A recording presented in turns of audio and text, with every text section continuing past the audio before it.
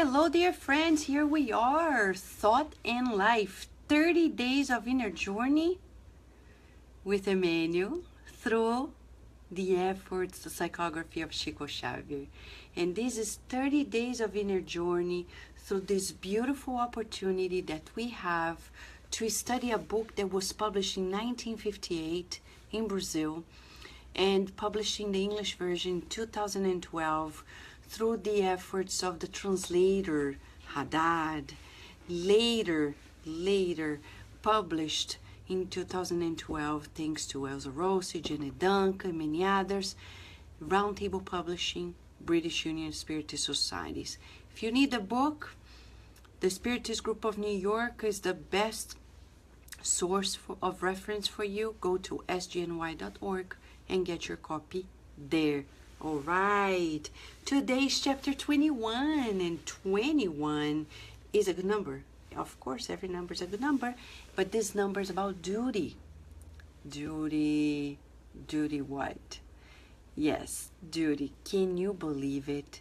That the directives of good life given in the schools of regeneration before we incarnate or reincarnate on the earth talks about duty. Every chapter is a revolutionary definition, completely different pathway, something that goes beyond the understanding of this material life. It's a blessing for us to have the opportunity of learning anew with Emmanuel. What we're learning here is unprecedented. And he begins in a very objective way, I would say. He begins it in a very objective way. Before we begin reading the chapter and then discussing the therapeutics of this chapter, how we can actually acquire new therapeutic tools to adjust ourselves, calibrating ourselves, okay? I'm going to say hi to our friends, our beautiful online international community. It's our online Spiritist Center. Yes, online. Hello, Jussara. And here we have Melissa, Adilson, Sunshine, Felipe. Yes, Melissa. Prayerfulness, love. Marilda, Raquel, gratitude to you. Marilda from Brazil, yay! Maria Edith, Leia Severo, Patrícia, and Tiago, hello friends. And Constance, welcome back. Sol, Tuani, and Luciana, right? Yes, friends, welcome to this beautiful opportunity of inner journey. In the Spirit's book, and let's not forget, this year we are celebrating 160 years of the publication of the Spirit's book by Kardec. And why is this relevant? It's another way for us to see how sciences are advancing in the material plane, and the Spiritist sciences continue to expand the frontiers of human understanding. Nothing is outdated, nothing is conflicting. It's a book for us to go and study. Hopefully together. Yeah, we have the whole year to study together. So many things. But in that book, we were referring to it because in the book, Kardec asks this beautiful question to the illuminated spirits through the mediums. How can we expedite in a way our progress and avoid the draw of evil? How can we? And they reply, self-knowledge. So this book is an opportunity for us to know more about ourselves. And you know that famous question, what do I do now? Here, this is the book. This is the book. You know, currently many people are talking about the Women March, which was fantastic. And they're asking, what now? What do we do now? I think we should give everyone this book and say, you know, the answers are here. That's what we need to do. Yeah. Duty. Duty is the chapter of today, 21. Let us read and then discuss. Duty is defined by submission to certain principles established by divine wisdom as laws for our self-development. Without discipline, there can be no security in the subatomic world. Particles obey natural law. Likewise, constellations follow in unison with their celestial glory. People travel long distances through the air far from their homes. Yet, they would not be able to do so without obedience to the laws that govern the movement of the airplane carrying them. We may then symbolically describe duty as a series of activities in the arena of goodness that the Supreme Lord gives us the responsibility to perform. This is done to uphold order and the advancement of His divine work and for our own self-development. Each intelligent consciousness may be compared to a radiant sphere life, evolving from the surface to the center. Its obligation is to respect, to promote, to facilitate, and to support the common good. A spontaneous attitude that will receive the natural help of all who have benefited from its sympathetic gestures and cooperation.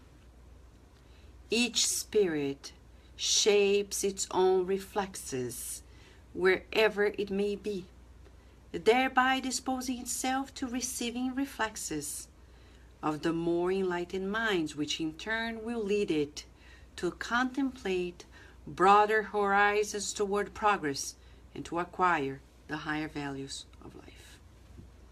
So, by fulfilling our mortal duty, to which we are continuously altered by our conscience, we both project our best and receive the best of others.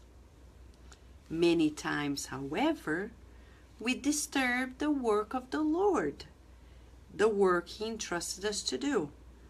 We disassemble the mechanical part of our existence, we also cause disorder to many other lives by disturbing many parts in the machine of destiny. Hence, the inexorable compulsion for a great inner struggle that we then must face, that may be called regenerative duty. This allows us to develop the reflexes that renew our individuality in relation to those to whom we owe our sacrifices. This is why we receive by the imposition of circumstance an intolerant wife, a quarrelsome husband, a rude boss, an unhappy worker, an incurable illness, and a work assignment that favor others. These function as spiritual tiling ground where we achieve our rehabilitation through hard work. Therefore, it is useless to run away from the heavy obligations in which we find ourselves due to the force of natural circumstances along our pathway. Even though the gratefulness of others may try to free us from renunciations, reason dictates from the depth of our conscience that we should be ever watchful over our tasks of patience and tolerance, humility and love to which we are called. If we fail to do so, regardless of indications suggesting we can abandon our struggle, will be weighted down by hidden sensations of disgust with ourselves and our weaknesses. It starts with mild irritations and minor discouragement. It ends by introducing our spirit into institutions for the sick or places us in the pit of frustration.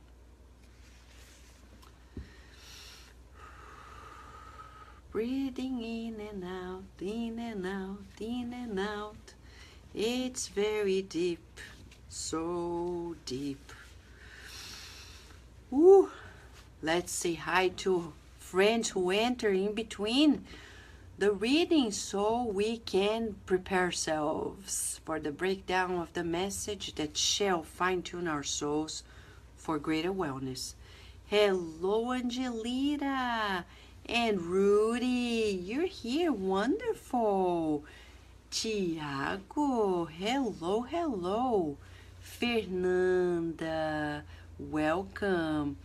So that's a good idea. Reading this book to your daughter and with your daughter. Wonderful. Rihanna. Hello, South Africa. And Rita Di Cassia, she's already singing. Wonderful. Right? Learning together, Rihanna. Rodrigo, this book is phenomenal, right, my friend?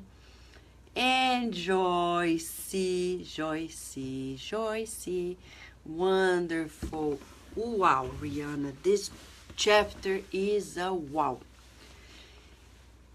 You know, this chapter begins in such a way because usually the word duty is not very pleasant, right? How do you feel when you say duty?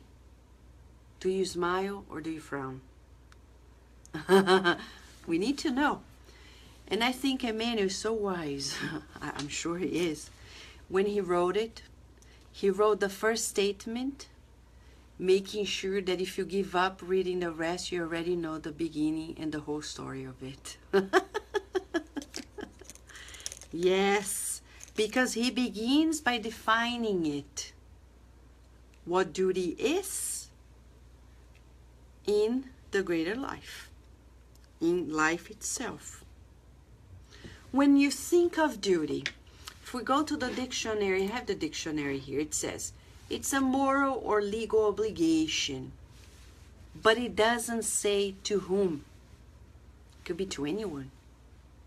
For us, duty, for us spiritists, for us who study this universal, the cosmic consciousness, duty is something else. Specifically, he says, it's our submission to principles established by the divine wisdom.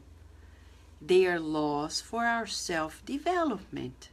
But do we feel that these duties is going to help us? Usually, like young children, toddlers, you tell them, let's take a shower. They run. Oh yeah. They run away. Shh. And they play and they don't want and they struggle. But shower is good for you. They don't get it. It's like us. The spirits are saying, shower yourself with prayer every day. And you're like, I don't like showers. Shower every day, pray every day. I don't want it. Can we pray just on Christmas Eve and that's it, once a year? Some people think that you're a fanatic because you pray all the time.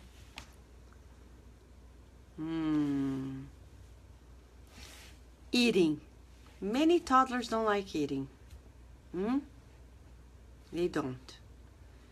We know how important it is eating well, but they don't. And then, just like the toddlers, when we need to eat spiritually, good books, we're like, okay. You see, Jesus, I'm reading the book, I'm behaving. And Jesus is smiling to us and saying, good for you, for you. But he's saying with kindness, not like me, because I'm not there yet. But he's saying it with loving kindness. He's saying, good job, like we say to our children. You're eating wonderful, because that's going to make you strong, right? So he's saying this duty is our submission. But there is a key word here. The key word, my Hello Kitty pencil is saying submission. Submission, that is very strong. Sincerely, on a scale 0 to 10, our therapeutic quiz begins right away. First minutes, 0 to 10. Where do we think we are regarding this definition of duty? Are you dutiful or not? According to this definition, submitting ourselves to the divine laws that help our self-development. 0 being not dutiful at all, 10 being completely dutiful.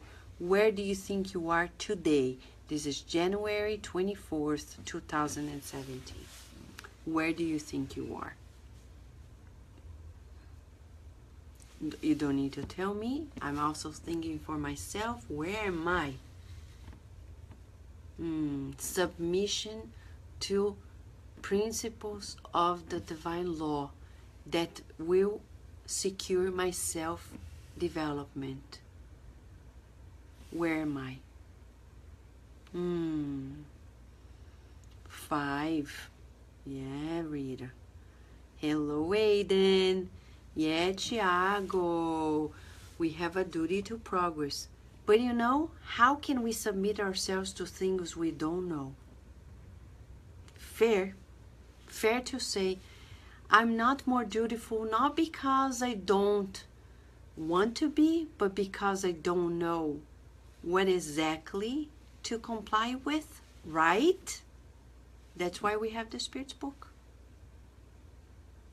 It explains the laws of God.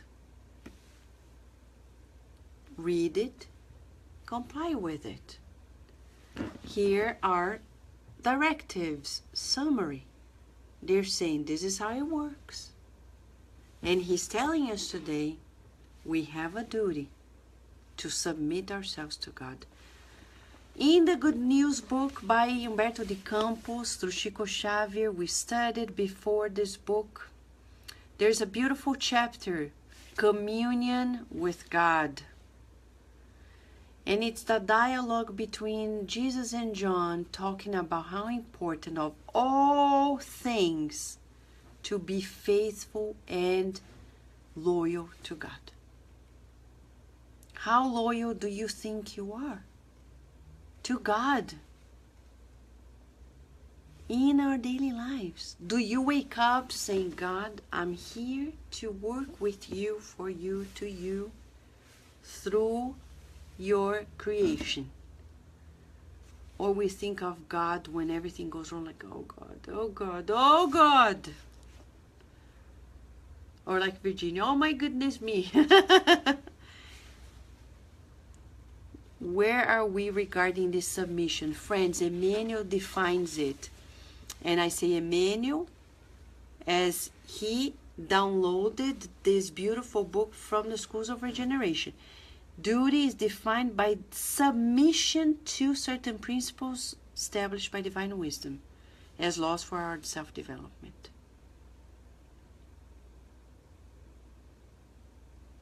Tiago is reminding us that is where love one another meets instruct ourselves. Exactly, Tiago. That's exactly where it is, right? Hello, João Bosco. Yes. Maria Edith, duty to evolve.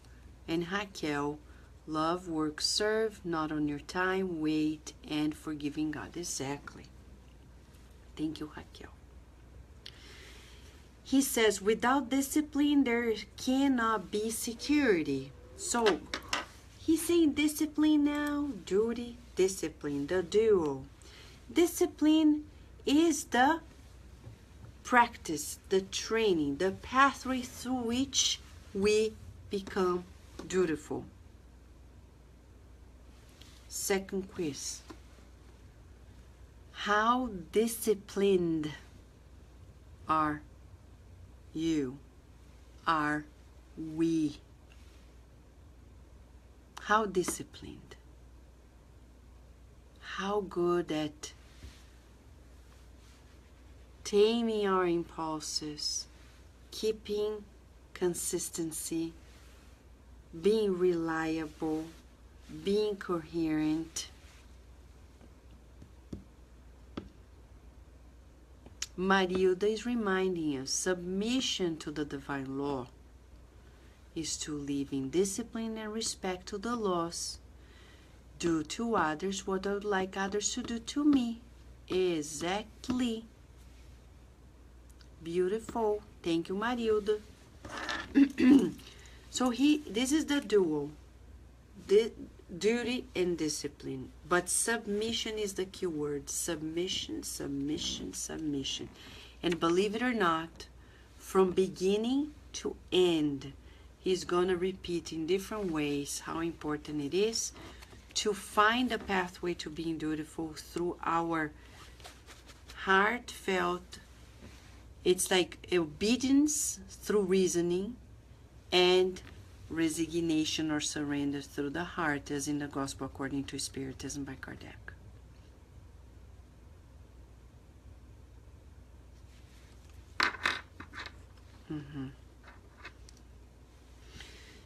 And he says, the universe works like this. Both the microscopic particles, the subatomic ones, to the constellations, they work under the natural laws. Okay? And he says more here. We may then symbolically describe duty as a series of activities in the arena of goodness. Okay? In the arena of goodness that the Supreme Lord gives us the responsibility to execute. This is done to uphold order. So order is very important. And in the book Action and Reaction by André Luiz, chapter 2, I can never forget about this. André Luiz reports to us the mentor saying that without order is the foundation of charity. You know this thing, I want to help, I want to help, I want to help. But we need order. You want to help? Learn to be co-pilot. Learn to cooperate. That's how we help. We don't help, serve by doing what we want. It's like the homeless needs a bag. And we say, I want to give you a coat, but they don't need a coat. You want to give them a power bar, protein bar, but they can't because they can't chew on so much sugars. Many of them have diabetes. So, but I want to give it. You see, I give them, they don't want it. Cooperation means you're the co-pilot. When you give, you're co-piloting to help the person who is the pilot. We need to be humble, exercising this humility. Yes, Fernanda, we're all working at higher levels. We're all working at higher levels, right? Now he's going to say something that is about you and I. You are an intelligent consciousness. In the Spirit's book, we learn that we are spiritual principles, intelligent beings of the universe. They're the material and the spiritual, right? The intelligent beings, the intelligent consciousness. And we are compared to a ray in the sphere of life. evolving from the surface to the center. Why is he saying this?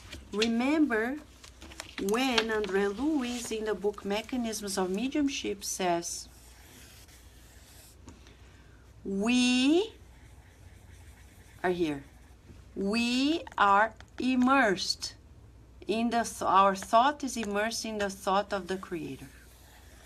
That's why we immersed in this, and this is not 2D, it's like a 4D or multiple dimensional. We're actually going to the core of our source, the sustenance of life. That is God. So as we evolve, raise in the sphere of life. And he summarizes, what is our duty? Oh, I don't know, Vanessa, what to do in my life. What do I do next? I'm confused. And the spirits are saying, respect, promote. No, let me go back here. Respect the common good. Promote the common good. Facilitate the common good. Support the common good. A spontaneous attitude that will receive the natural help of all who have benefited from its sympathetic gestures and cooperation. So here he's talking about, I give and I receive. I give and I receive. If I'm not receiving, it's a sign I have not given. You know, you sow, you harvest. If you don't have anything to harvest, it's a sign you didn't sow. Because in the life we live in as spirits, if you plant, it's gonna grow. But remember, it's like thought after thought after thought, intensity, frequency. Intensity and frequency. Quality is not disputable because it's only the good. Intensity, frequency.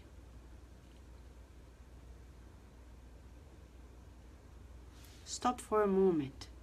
Let's bring it to the feeling part of it. Let's look around the world. If we are looking at what's happening to the world nowadays, and we don't use this to boost the common good, it's not going to go anywhere.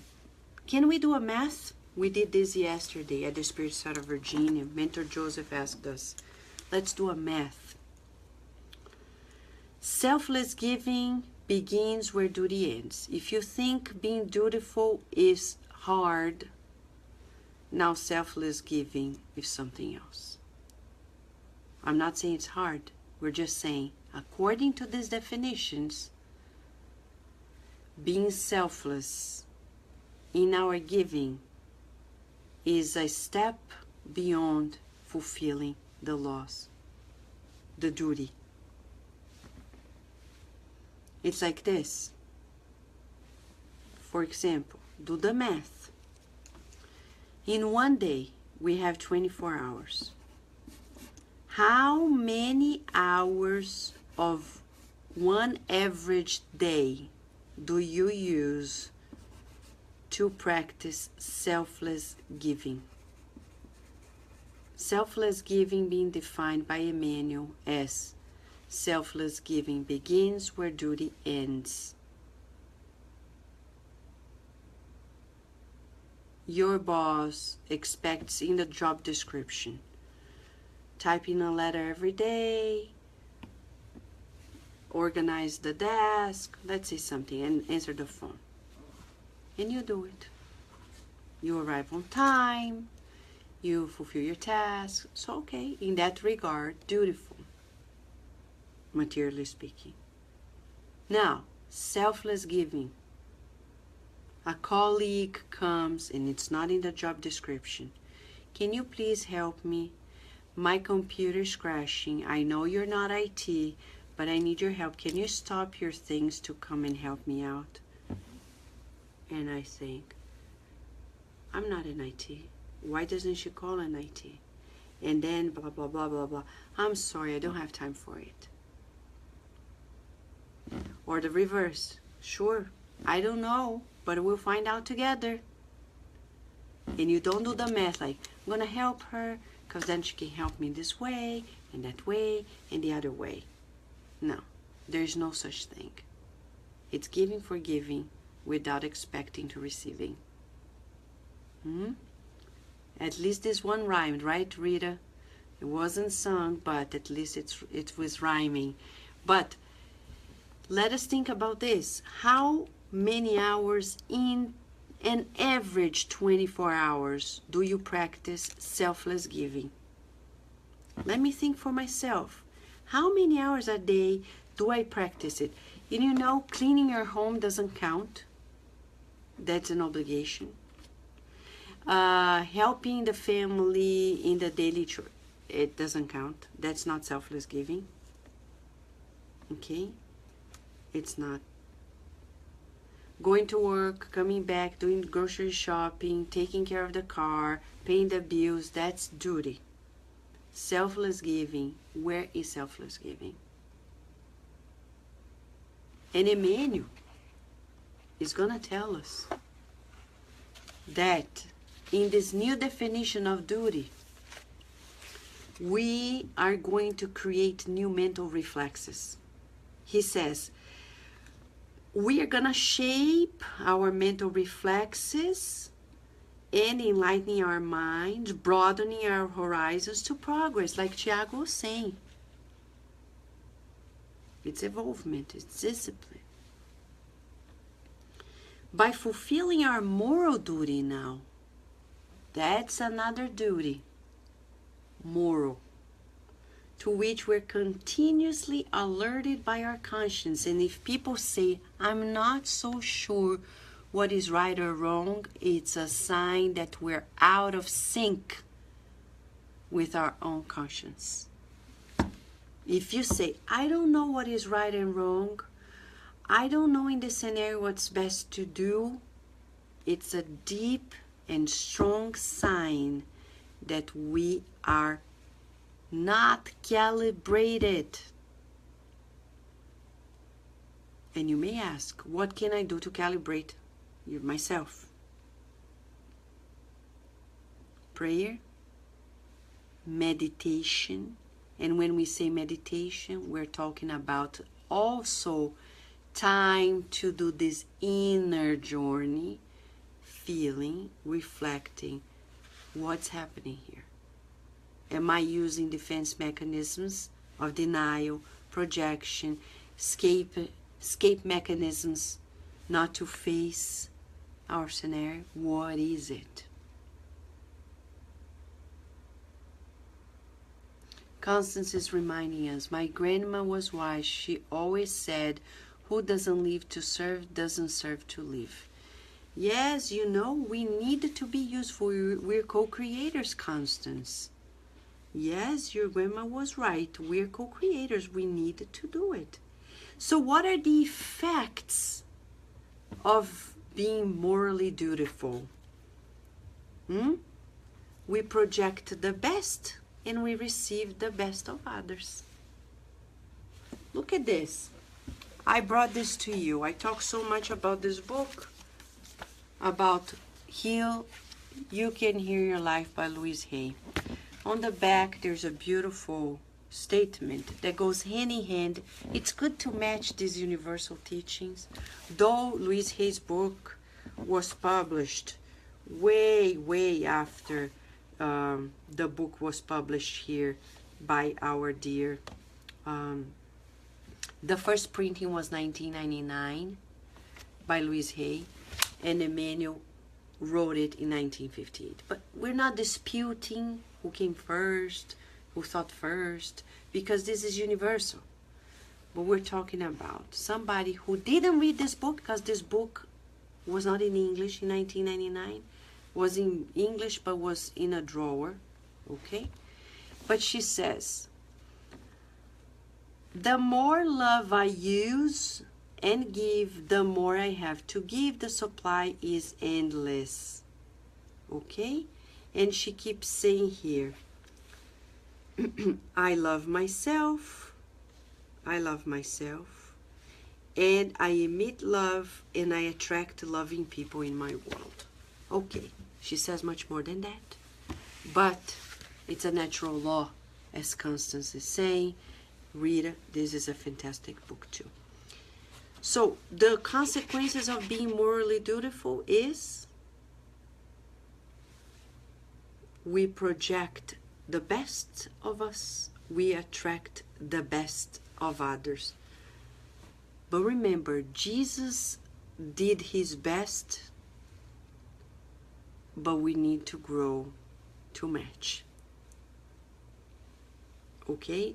We cannot forget, we may be doing our best, but that's not, the measure is not by how others respond to us. Because we're talking about many lives. Pause. Breathe in and out. Call the guardian angel and say, please help us. Feel these lessons as Jesus said. Hello, Ed Christie. Welcome, welcome. Before I get into a more tough part of this chapter, call the guardian angel. You want to call? There's a song we learned from the good spirits and we sing in our activities for babies, children in the spirit side of Virginia. Okay? Guardian angel, here I am, calling for your help, calling for your love. I am ready to understand this part, because I tell you, it's not easy. Ready? Let's listen to this, because this one, so beautiful. But now he's gonna say, breaking news. Many times, however, we disturb the work the Lord entrusted us to do. Uh-oh. No, but that's only the neighbor. No, that's only the new president. Not me. No, it's us. It's us. He's saying many times we disturb the work the Lord entrusted us to do. He's saying many times. He's not saying sometimes, rarely, here and there. He's saying many times. And he's talking about each one of us. Should you feel guilty? That's the chapter for tomorrow, okay? Let's leave guilt for tomorrow. Believe it or not, he says in the first line of chapter tomorrow, but come back tomorrow, okay? We develop feelings of guilt whenever we avoid fulfilling our duties. So, naturally, in the kindness of the good spirits, they say, uh-oh, I'm not fulfilling it, let's talk about guilt. But that's tomorrow. Before we talk about guilt, we need to recognize we don't fulfill. We are not fully submitting ourselves to the laws of God. First, because we don't know all of them. Ignorance. That's why we need to instruct ourselves. And Tiago reminded us well. But second, we need to make efforts to apply it. And by the use of will, chapter 2 of this book, will, the manager and the supervisor of our minds, saying, it's like that light when you go to the movie theater, the guy comes and say, uh-oh, will direct itself, please turn off your cell phone. Not now, because we need it. But he's saying here, we not only disassemble the mechanical part of our existence, but we also disorder many other lives by disturbing many parts in the machinery of destiny. He's talking about how we are interdependent. Like this, my hands, feel it. Do the same so you feel it. This is you, this is the world. Together. I decide to stop, and the word's like, come on, Vanessa, move. Let's go. And we're like, no, I don't want to go. I want to go away. And come this way. No, go away. No, come this way. Go away. We're still like this. Right, Melissa? We are still like this. Don't feel guilty. We're gonna learn it tomorrow. Just awareness. He's bringing solutions. Okay? But the thing is this. Whatever you do, whatever I do, affects everyone. Do I have the right to judge others? No.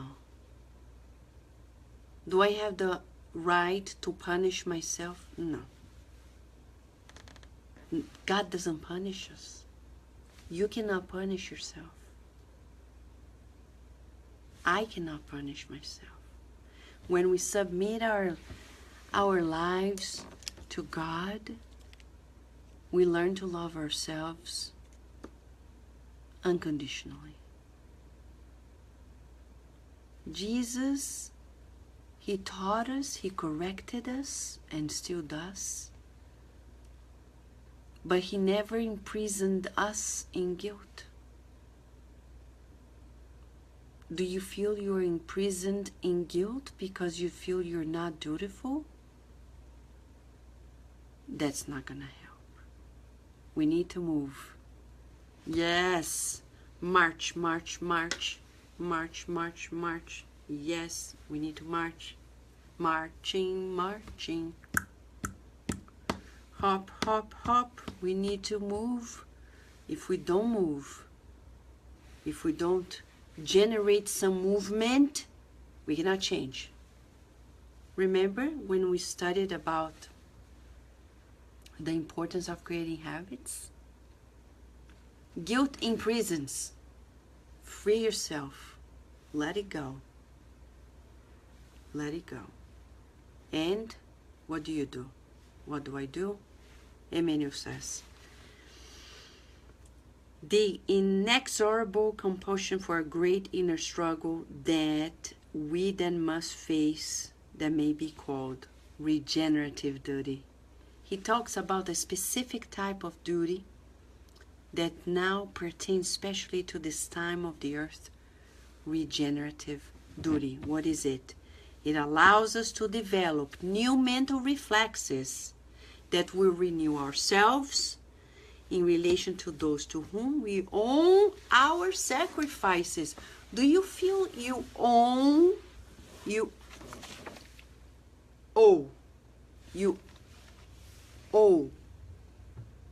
your sacrifice to others? Usually people don't. We always demand that people do this, that, and the other. And that's why Emmanuel is going to say, this is why we receive by the position of circumstance an intolerable wife, a quarrelsome husband, a rude boss, a unique president, an unhappy worker. You think we're victims? People are thinking that the new president is coming as evil on earth. Friends, that doesn't exist. He's a child of God. But you know, why are we living here and now on the earth at this precise time? We are involved in this. Look at Emmanuel in the book 50 years later. As a senator, he did a lot. Lives before that one. Then he was a slave, a foreigner, an immigrant, working for others. He was subjected to the very dispositions he also helped create in previous lives. The cruelty of the Roman system, as a senator, then a slave. Do we now understand why we're no victims of anybody? No victims.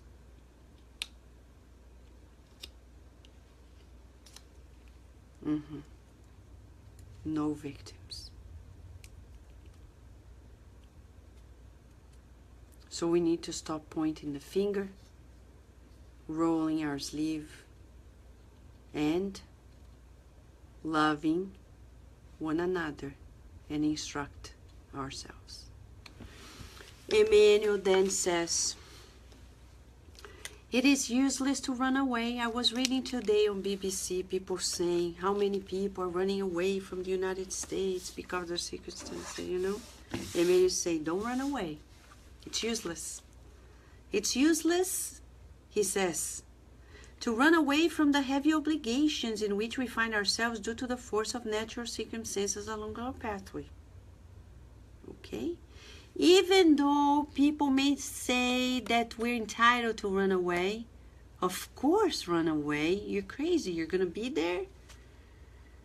He says we should be ever watchful over our tasks of what?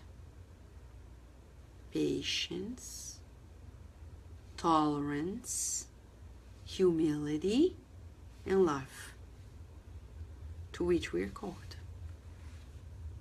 If you live in Brazil, the current mess is part of our past mess too. If you're in the United States, the same. If you're anywhere in the world, it's the same story. And what do we need to do? Stay put, patiently, with tolerance, humility, and love.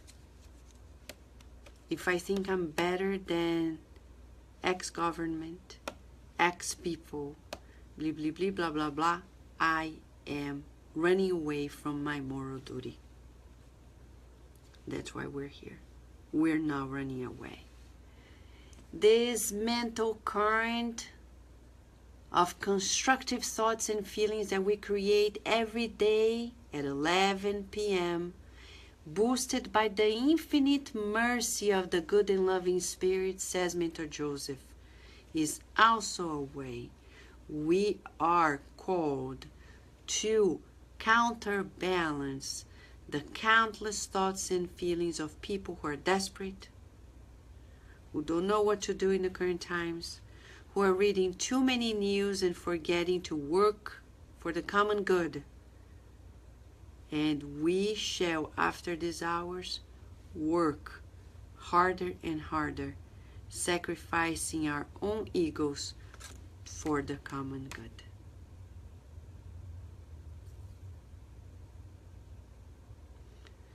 Rita,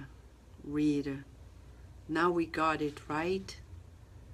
Yes, who taught him to be like this? Today, we are here in humble positions in society, but as Emmanuel once, he became a slave in the very Roman Empire. He were once not once, more than once, a Roman senator. This is us, my friend. We taught them. We created establishments that are now being fulfilled. We're no victims. We cannot demand. We cannot demand, right? Don't demand. Let's not demand, friends. I know Rita is asking a fair question that we also ask ourselves, but pay attention to the human and the divine of everyone. If we fail to be patient, tolerant, humble, and loving, which is indications that we are abandoning our struggle, what's going to happen? What's going to happen? What's going to happen? This is critical. Last paragraph. He's going to say, we are going to be weighted down by hidden sensations of disgust with ourselves and our weaknesses. We are going to look at ourselves in the mirror like this.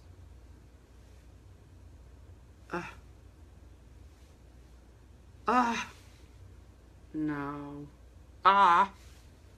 Like that. We cannot even look at ourselves in the mirror because we're disgusted. How many lives we've abandoned our struggles. And now we have a hard time looking at ourselves in the mirror and practice. I love and approve of myself. It's so important. I love and approve of myself because I'm a child of God. I am a child of God. I am a child of God. I reincarnated to learn to do good.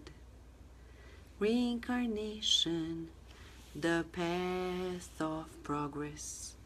Reincarnation, the opportunity. Reincarnation, the way to become good, to achieve true happiness. You are a child of God, President Trump, and you and I. We are children of God. We reincarnated to learn to do good. We don't know yet, but we need to learn. Are you ready to learn? Because if I wake up only willing to do what we know, we're never going to learn. So I wake up saying, I'm ready for the new. New, not new of the news. No, new of new habits. Without new habits, we don't evolve. Yesterday, Emmanuel said that, chapter 20. And here he says, and then we're going to start being a little bit irritated, being discouraged, and then soon we're going to be in a psychiatric hospital or deeply frustrated. Do we know why now people are feeling depressed and anxious? We're not in synchronicity. We're not submitting ourselves to God. As Emmanuel said in previous chapters, we want to be above God. And we get depressed. And we get anxious. We feel lonely and alone and abandoned and frustrated and irritated and disgusted.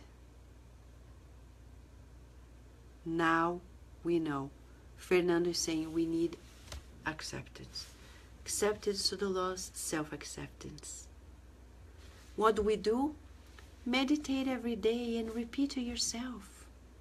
When you're not feeling good, stop. Breathe in and out and say, I am a child of God. I love and approve of myself. I love and approve of myself, not because I agree with my shortcomings, but I approve my divine essence, and I am going to help it sprout and bloom and give fruits, flowers, and everything that is needed for the common good. And don't be shy. We keep repeating it, but Mentor Joseph, the good teachers, they repeat it. In the book Evolution into Worlds, André Luiz says, we learn by effort and repetition. Repeating it. Don't be shy. Let it shine, let it shine, let it shine. I'm gonna let it shine. This little light of mine, I'm gonna let it shine, let it shine. Let it shine, let it shine, let it shine. Your light, my light, our light, President Trump's light. Let us trust his divine. And there is a purpose for everything. And it's time for our regenerative duty, which is to create new habits, good ones. As Emmanuel said, freeing ourselves from the shackles of the past by we must seek the good, feel the good, visualize the good, and mold our lives to the good, which is beyond just for us, for everybody. How are you feeling? Lighter and brighter? Lighter and brighter, because you're light of God. So tomorrow, we're going to come back. Hopefully, God willing, we're going to come here. And in one of the shortest chapters, Emmanuel talks about guilt. Why? Because we are calibrating ourselves to great wellness in this reincarnation. Shall we? Great, right, Fernando, Marilda? Merli, hello, my friend. So share the good news that we're here to be dutiful, to submit ourselves to God, and everything else is just a natural consequence. Thank you, Rudy. Thank you, friends. A beautiful day, and let it shine.